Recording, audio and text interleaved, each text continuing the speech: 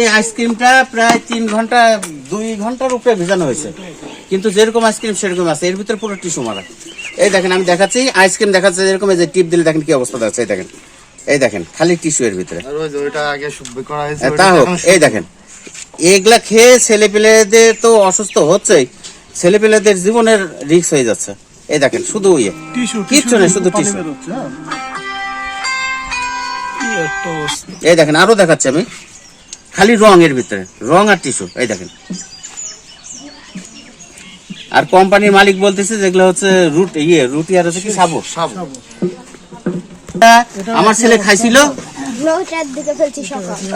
এটাও একই। হ্যাঁ একই। আচ্ছা এটা ভিজুক, এটাও আছে টিস্যু খাওয়াচ্ছে। হ্যাঁ, এটা আর কিছুক্ষণ আমাদের বাচ্চারা যদি এই টিস্যু খায়, হ্যাঁ, এই টিস্যুটা খেয়ে দেখা যাচ্ছে আমরা তো আমাদের নিজেদের বাচ্চাদের হচ্ছে জীবনে ক্ষতির ঝুঁকিতে নিয়ে আসছি।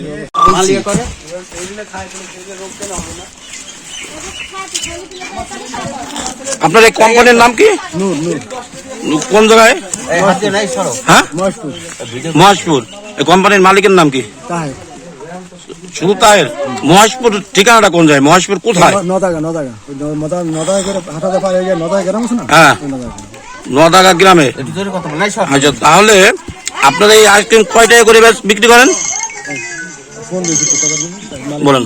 আশি হলো আমি 10 না, বুঝলি? এখন এই মালাই ধর ওই যে স্ট্রবেরি মালাই আছে না, ওই মালাটা পানির ভিজানো হয়েছে, বুঝলি? ভিজানোর পরে তারপরে মালাই রং উঠে গিয়েছে, শুধু মালার মধ্যে এবার চাপ দিয়ে শুধু টিস্যু বেরোচ্ছে, বুঝলি? টিস্যু বেরোচ্ছে।